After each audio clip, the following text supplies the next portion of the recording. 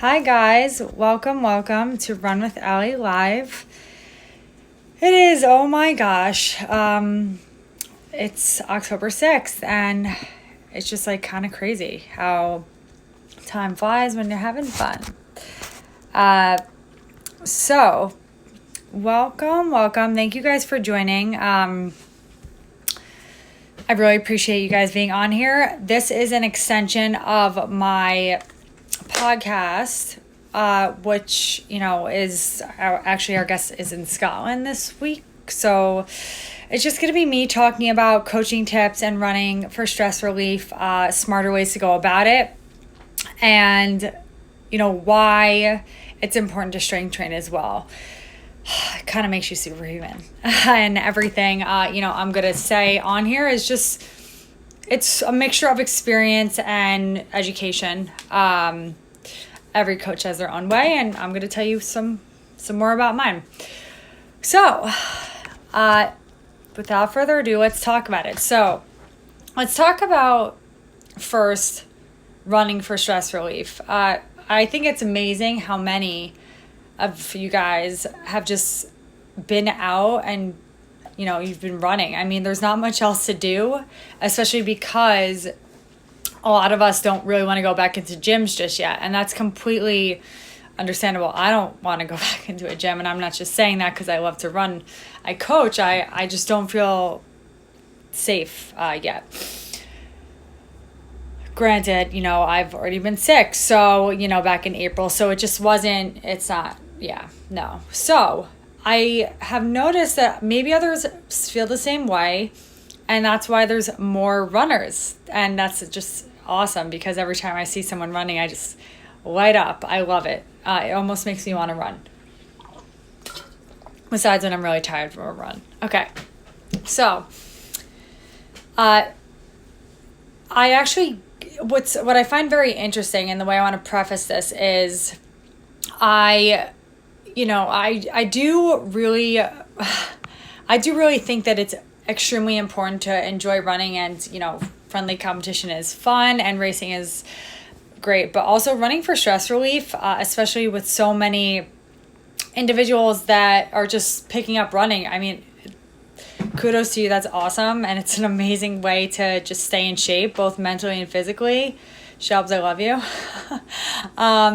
And yeah, it's a real thing, but you want to be able to do it safely and make sure that you don't, get injured. So just a few coaching tips on running for stress relief, and it could be walking. It just doesn't have to be every day, especially if you're not running to race. Cool. So you guys, if you want to jot this down, tag a friend in this IGTV, it's going to go up. I save all my live chats on there. You could tag your friends there as well, or just save it in your Instagram. So 1, picking 2 to 3 days that you're going to run. So whatever mileage you're currently at weekly, I would recommend taking that down 10 miles, and we're going to get to why in a second. So, if you're at 70 miles a week, and you're recreationally running around for stress relief, that is cool, but maybe let's take it down a little bit and make sure that you don't get injured, because we want to build yourself up and ramp up your speed and your endurance, and also your running economy and mechanics to make sure that you're doing this the right way. So 1, you're going to take back 10 miles on your overall weekly volume, your mileage. Running 3 days a week, if you're doing that, let's just say, you are running, you were running 30, now you're running 20. So let's split your mileage up. So 5 and 5, right? Are going to be, one day is going to be a mini workout day. One day is going to be a day with strides. And your long run is going to be your 10 miler. Now that long run is going to have a little bit of speed work in it. So it's going to be a good way to kind of introduce a little bit of anaerobic endurance work, and also to get you safely ramping up your mileage, but also just to run stress-free and make sure that you're saving your body and not getting injured. I'm saving 2 days for strength training. Well, and if you want to do a 6 day for active recovery and mobility, just some recovery time for your body, and then a complete total rest day or a second active recovery day. So we're splitting up the 2 miles. The 2 5-mile days, we're going to split those up. So, you know, if you have a track nearby, amazing. If not, that's okay. But I think it'd be really great to maybe do some, short,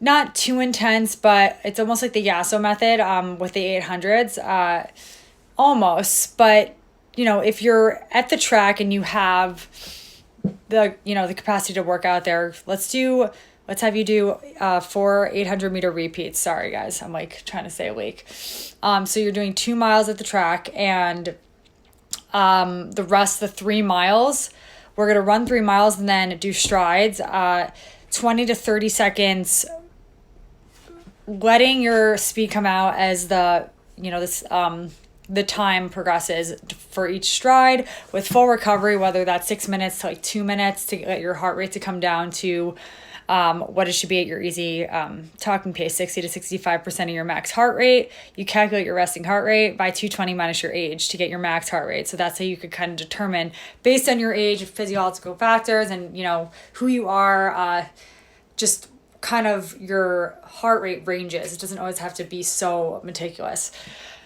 but that's a real good meticulous way to kind of keep track of your progress.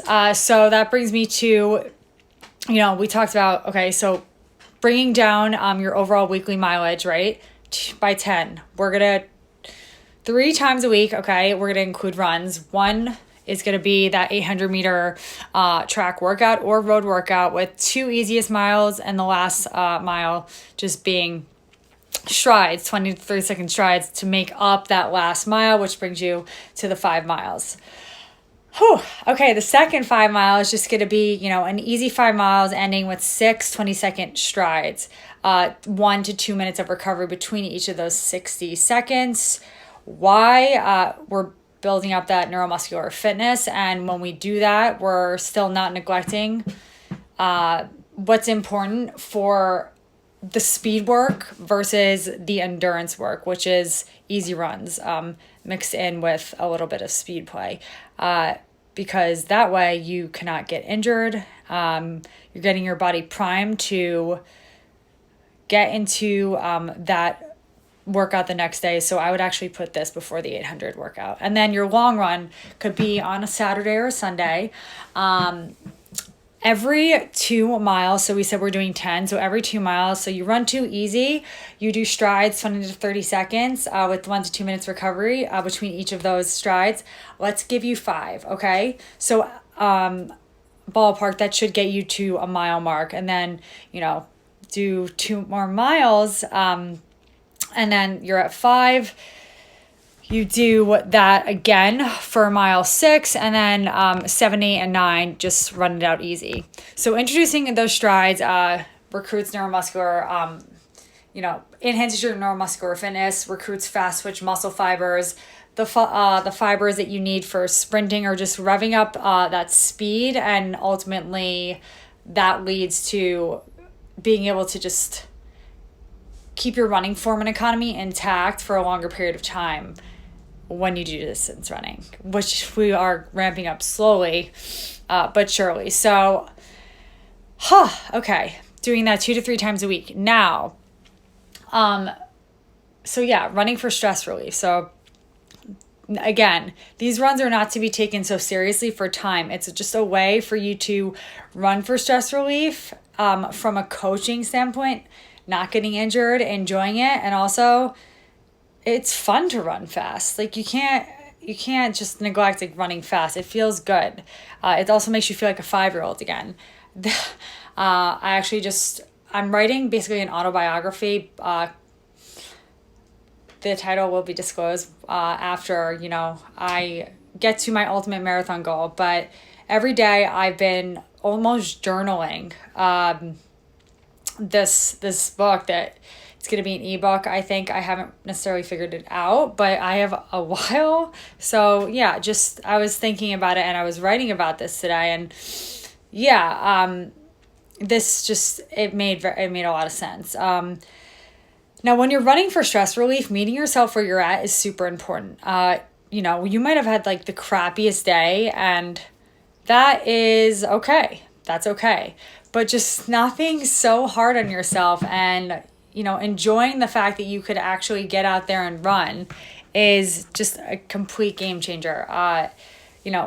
It's free. You have the opportunity to do it. We have the opportunity to do it. And after actually speaking to David from Scotland on my podcast episode today, he had mentioned, you get to run with your friends or your new running friends. You get to get outdoors, do something healthy for yourself physically and mentally, and you're killing 3 birds with 1 stone there, right? Because you get the outdoors, mental, physical health, being fit, running for stress relief, you're outdoors running. Who doesn't need the outdoors and some vitamin D? And you're getting, some FaceTime with friends and, FaceTime with people. So that's just something that we all need a little more of these days, because we're stuck at home, most of us, unless, you live in the mountains. So there are those outliers. So that's 2. 3, I would say, giving yourself positive affirmations, mantras.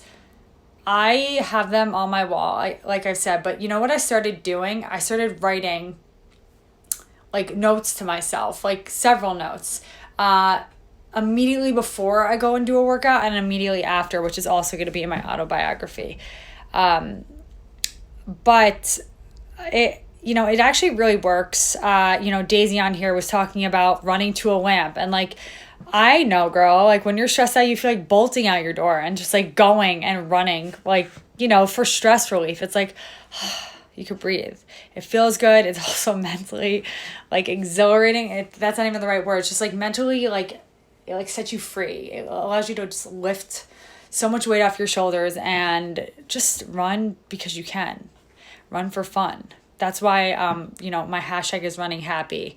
I was actually talking to my boyfriend about this today, that stands for, it's just being able to run happy, whether that is for stress relief or a PR, or to just run pain-free or learn how to run.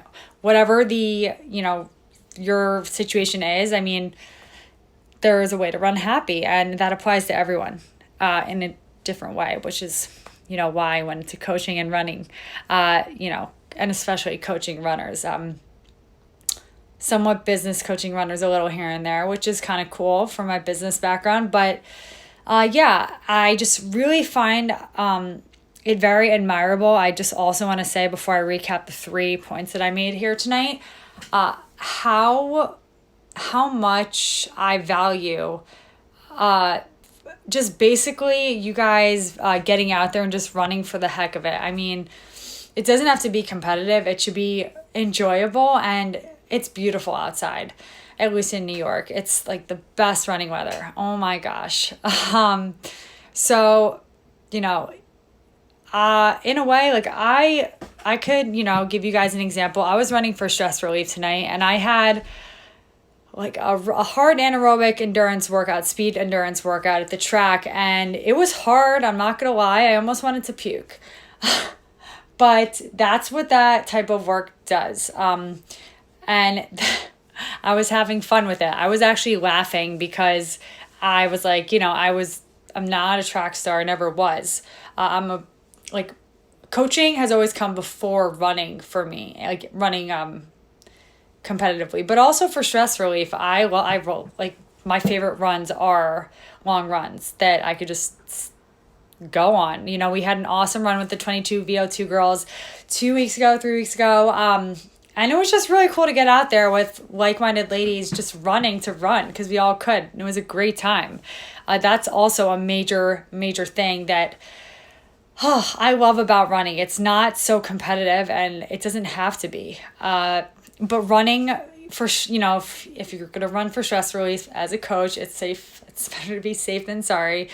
And these are just really, I find these have been helpful tips for me. And I wish someone had told me all these things before I, made the decision of not running for stress relief in a smart way. I just didn't know.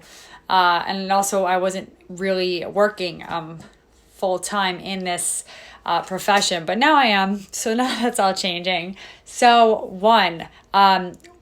I'm going to recap the 3 coaching tips they gave if you're running for stress relief. That's awesome, but better to be safe than sorry and not get yourself injured and get yourself across to whatever line you set for you. And that doesn't mean a race. It means like, okay, if your boss pissed you off today and you're like, okay, I need to run 3 miles, but I don't want to just go and book it and, gas myself out after the first one. Like, yeah, it will feel good to run the full 3 miles, probably, if I had to guess, and not get injured. So overall weekly mileage, what you're doing, take it down 10 miles. Okay. If you're at 10 miles, maybe 5, just cut it in half if that's the case. If you're at a really low mileage.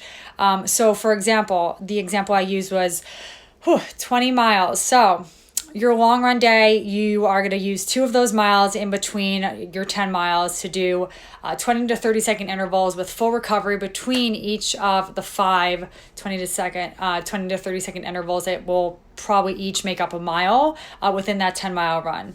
What I mean by full recovery is 60 seconds to 120 or a minute to 2 minutes. Maybe on like Tuesday, for example, you could have 2 800-meter repeats. So like a total of like 2 times 2. So like, yes, 2 miles comprised on the track. So yeah, 4 800-meter repeats, 2 times 2, 2 800-meter repeats, 2 miles. And then the last lap being, or the last miles, oh my God, I'm referring to the Garmin app. Rachel, you're probably laughing because it defaults to miles, the laps. And so I sometimes refer to laps as miles. So to clarify, the last 5-mile run of that 800-meter workout day, your first 5-mile day, in other words, you have 4 800-meter repeats followed by 2 easy miles and 1 mile, not lap, that is going to consist of strides, 6 20 to 30 second strides with a minute to 2 minutes of recovery between each of the 6. And then the third day is going to be, you're just running those 5 miles and you're going to add on, again, I just made up my mind on this, 6 20 to 30 second strides with same thing, full recovery as long as it takes your heart rate to come down to your easy running pace, which you could find by getting your max heart rate 220 minus your age and getting like 60 to 65% of that number. Very arbitrary, rough, but it gives you a good guesstimate for where you should be. Like if you're huffing and puffing, probably not your easy pace. Your easy pace is like your conversational pace. Your buddy's running next to you, your girls are running next to you and you could talk. Yes, perfect. Now, if you are like, I can't, if you like can't breathe, then that is a completely not easy pace. And it's okay. Meet yourself where you're at because you can only do your best, no one else's. Running for stress relief or not. So, and just really, to enjoying your time, having fun with it. If you're stressed out, of course it's important to train smart. So there's a lot of cross training activities you could do on your strength training day, that you aren't just jumping, like putting a lot of impact on your lower body. Spinning, swimming, circuit training, a lot with the kettlebells, like goblet squats, just a mixture of metabolic conditioning too is also only going to do you good things.